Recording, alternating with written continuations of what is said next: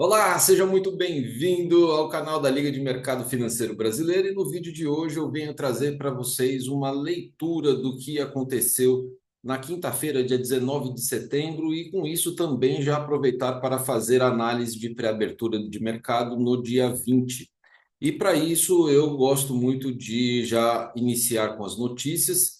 E no dia de hoje não há notícias relevantes, não há grandes motivadores para que a gente tenha aí uma oscilação brusca do preço, além daquelas que já aconteceram a partir da quarta-feira passada, quando Powell ficou sem muito chão para poder responder às perguntas, à sabatina dos repórteres, e o mercado desconfiado aqui no Brasil, com uma possível recessão mais séria lá nos Estados Unidos, veio na contramão do que estava acontecendo no mundo inteiro e derreteu, como eu venho falado há mais de 2 semanas em todos os vídeos. Você pode dar uma olhadinha aí no vídeo do canal, nos vídeos aqui do canal, na playlist de análise de pré-abertura do mercado, que você vai verificar sempre a mesma história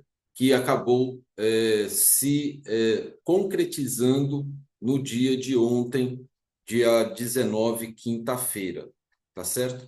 E aqui, tradicionalmente, eu faço uma leitura aqui do Panorama Latos com a cotação do dólar. A gente tem aqui o dólar a 5,43, né? O dólar sendo negociado num nível de preço médio bem abaixo daquilo que a gente tem vivenciado aí no último mês ou nos últimos meses, e o que, teoricamente, favorece a alta do índice.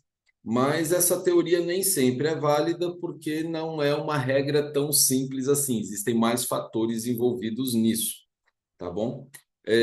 No dia de ontem, quinta-feira, o índice, o EWZ, estava sendo negociado a 1% de alta lá nos Estados Unidos. E hoje ele está sendo negociado a 0,20 de baixa. Todas as ADRs, a da Vale, da Petro, o Itaú não estava com o número sendo apresentado, estava o do Bradesco, estavam extremamente positivos. E hoje nós temos aí um panorama já um pouco diferente. A ADR da Vale está a 0,37 negativo, a Petro a 0,14 negativo, o Itaú continua sem dados, e a ADR do Bradesco, que ontem estava 0,48, hoje está 0,73. Ou seja, depois de uma movimentação bastante expressiva, parece que o mercado ele já satisfez a, a meta dele, né? Parece que pelo menos conseguiu alcançar um alvo minimamente parcial, e hoje a situação ela já está muito mais próxima do zero do que no dia de ontem.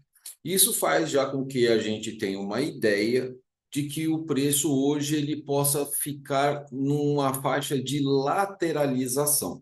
É claro que tudo isso vai depender de um gap de abertura. Ontem houve um gap de abertura significativo que levou o índice ao antigo topo histórico dos 136,100. E de lá ele não conseguiu passar e foi ladeira abaixo, fazendo uma movimentação muito bonita, né, de correções, e até que ele foi descendo, mas ele só teve um impulso vendedor no dia de ontem. Deixa eu ver se teve mais alguma atualização aqui. Ainda não, tá? Nós vemos aqui no cenário global os mercados todos levemente negativos, mas sem grande expressividade, tá? Nos Estados Unidos, sim, que ontem estavam com as bolsas no início do dia totalmente negativas, hoje eles estão já positivos. Então, o S&P 500 está sendo negociado a 1,7 de alta, Nasdaq a 2,51 de alta, o Dow Jones a 1,26 e o Russell a 2,11. Isso é um cenário bastante motivador, depois que os investidores norte-americanos entenderam que a economia sim vai ser aquecida em razão da redução do 0,50 bips e ainda as previsões de aumento da taxa, aumento do corte da taxa de juros nos próximos meses. Na China, em Xangai, 0,18 de alta, Hansen a 1,19 de alta, Nikkei a 1,67 de alta e Coreia a 0,48 de alta, tá? A gente tem a Austrália também a 0,21 de alta. Ou seja, na Ásia e no Pacífico, a situação que estava positiva ontem mantém-se positiva hoje também a essa hora.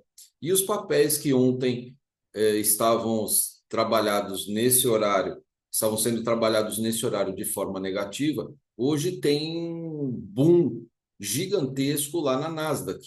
Apple a 3,71 de alta, Nvidia 3,97, Amazon a 1,85, Meta 3,93, Google a 1,51, Tesla a 7,36, AMD a 5,7.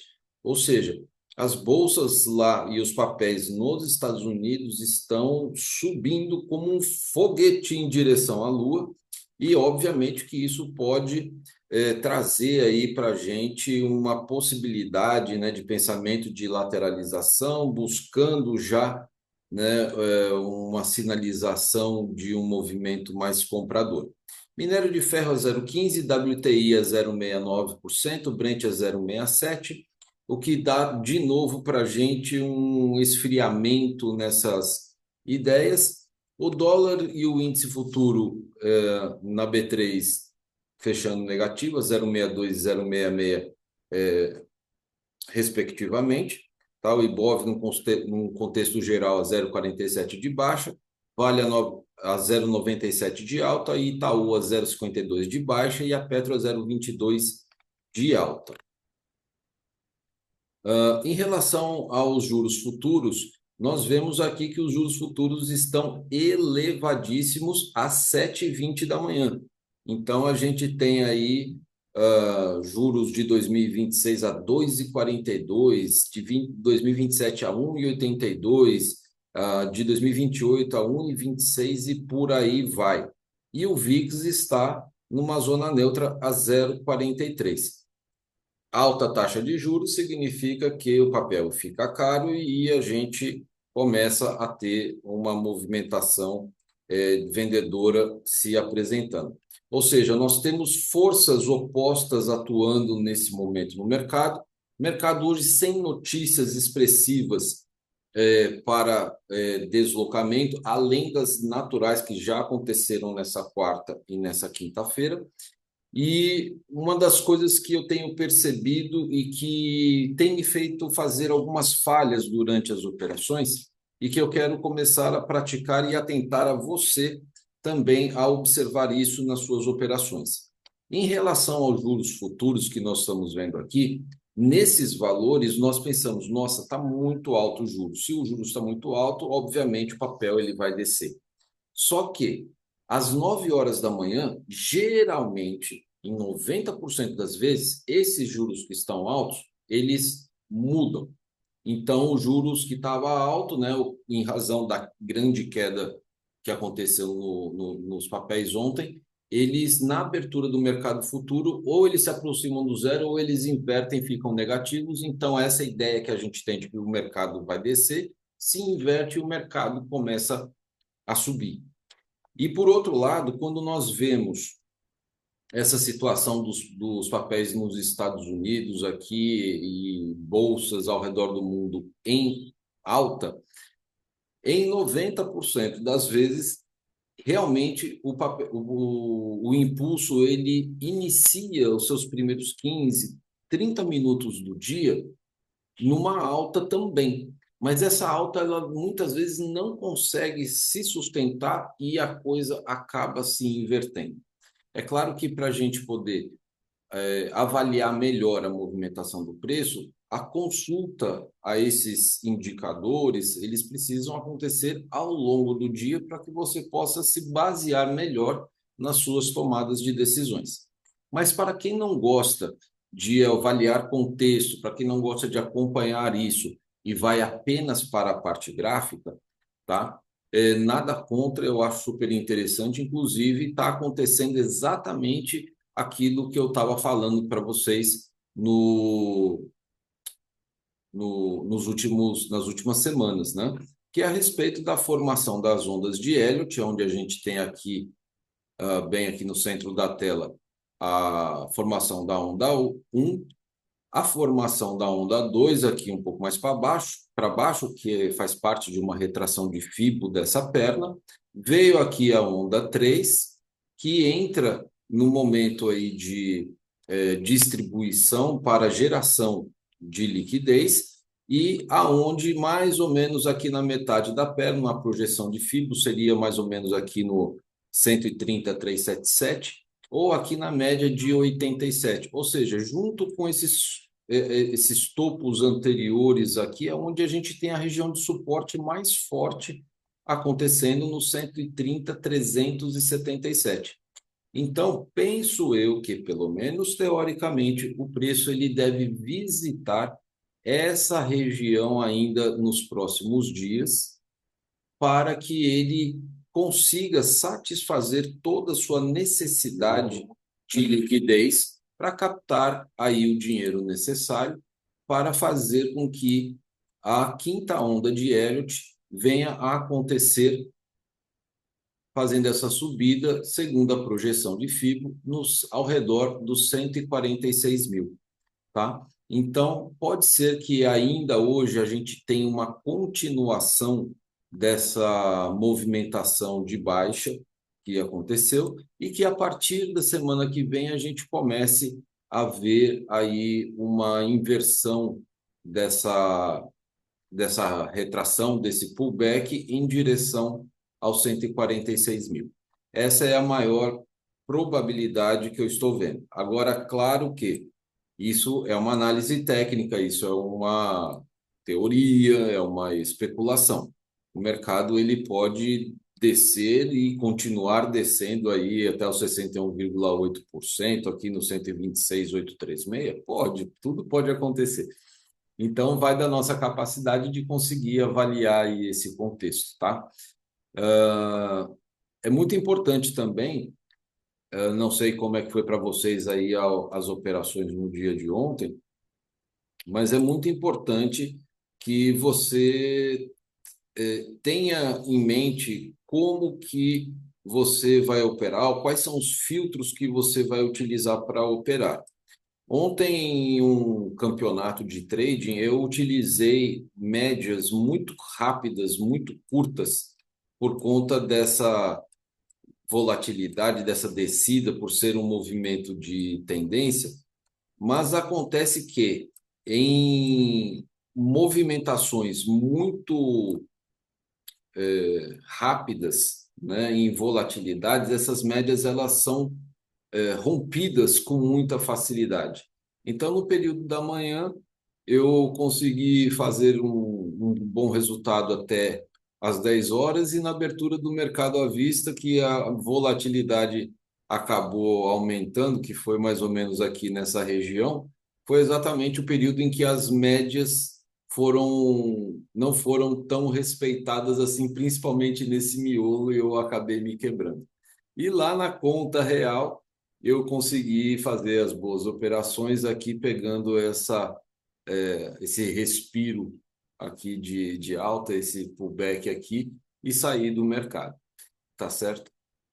Agora, preste atenção o que é a sua tomada de decisão diante de médias rápidas dentro de um cenário de alta volatilidade e médias mais longas diante de um cenário de alta volatilidade, tá? Então, se eu estivesse naquele campeonato observando as médias mais longas, elas são muito menos violinadas do que as médias mais curtas. E eu teria tomado decisões mais assertivas e teria tido um resultado bem diferente das médias curtas, tá certo? Então é importante você pensar, olha, você fez uma operação, deu certo, fez ela com base em uma média, mantenha. A partir do momento que a sua operação começou a não dar certo, dê uma limpada no gráfico, e comece a observar o comportamento do preço em relação a outras médias. E aí você provavelmente vai começar a ter um nível de assertividade maior, tá bom? Então, espero que você tenha uma boa sexta-feira, que você consiga fazer boas operações e tenha um final de semana extremamente agradável. Lembrando que sexta-feira é um dia mais complicado de a gente conseguir fazer operações. A recomendação é, na verdade, para não operar e se operar, operar muito pouco, tá? A menos que você esteja dentro de uma mesa proprietária, com o prazo vencendo, dentro de um campeonato, onde o seu risco financeiro é muito menor do que o da conta real, tá? E vamos prestar atenção e dê uma avaliada aí nisso, para ver como é que o seu operacional vai se comportar. Quero aproveitar e deixar aqui o spoiler de que hoje, a partir do meio-dia, abrem as inscrições para o 8º torneio semanal de day trade, tanto do índice quanto do dólar, com uma taxa de inscrição de apenas R$ 10. O link para o seu cadastro está aqui na descrição do vídeo. Aproveita que você vai olhar a descrição do vídeo, já deixa o seu like, se inscreve no canal, ativa o sininho. Um bom final de semana para todos vocês e até mais. Tchau, tchau.